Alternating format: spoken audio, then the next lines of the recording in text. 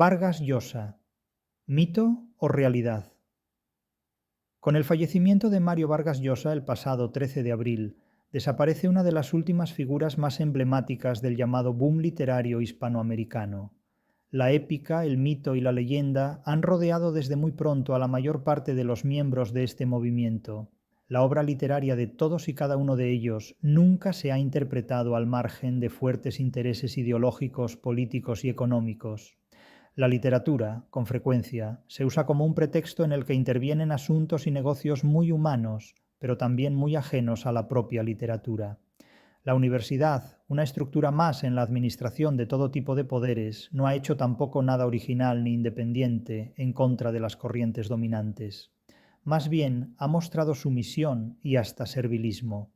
Vargas Llosa fue siempre un autor muy políticamente correcto en todos los contextos, elegante, con clase, perfectísimo, gentil hombre en París y gentleman superior a un Borges en cualquier punto del Imperio británico. Cuando en 2021 la Academia Francesa le ofrece sentarse en uno de sus sitiales, poco menos que dio fe, y casi razón, de la superioridad de la lengua y literatura, galas frente a la terruñera, popular y acaso plebeya, lengua y literatura españolas.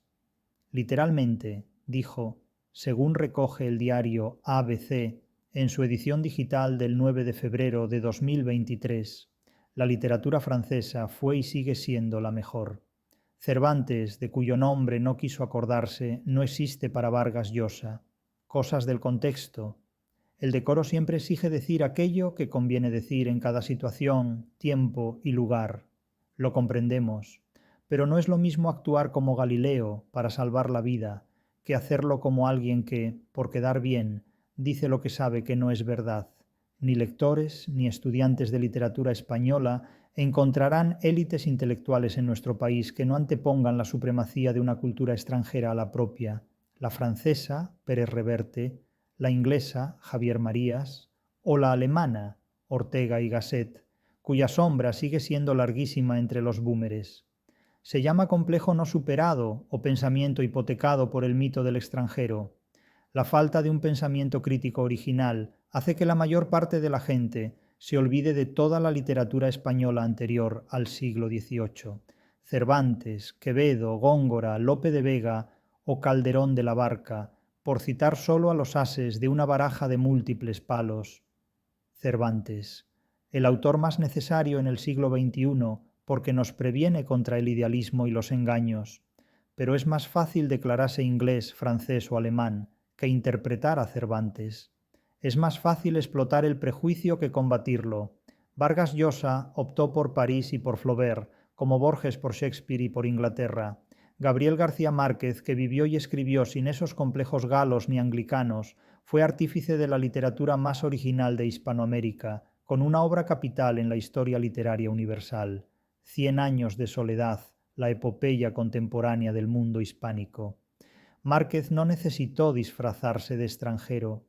Por desgracia, estos autores se han estudiado siempre desde el prisma de la ideología política con la que cada uno de ellos se identificó. La política hace posible que alguien pueda volar más alto de lo que permite la literatura. Las alas de la ideología son más grandes y poderosas que las de la poesía. Escribir novelas no basta para llegar a ciertos lugares, es necesario algo más. El apoyo político resulta clave, y muchos escritores e intelectuales, seducidos por el poder, se han adherido a unas u otras causas que los han promocionado a cambio de utilizarlos como estandartes. Neruda y Borges, Mario y Gabriel, y tantos más. No pienso ahora en el liberalismo de Vargas Llosa ni en el marxismo de García Márquez, sino en la obra literaria de uno y otro escritor. No es fácil ser un escritor genial, pues si lo fuera, cualquiera podría convertirse en un genio del arte y la literatura.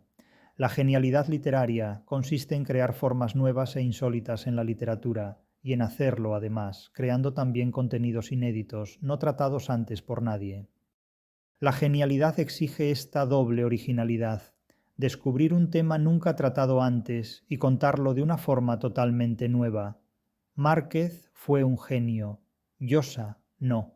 No ser genial no resta méritos, simplemente no te sitúa en la cima. Otros están por delante de ti.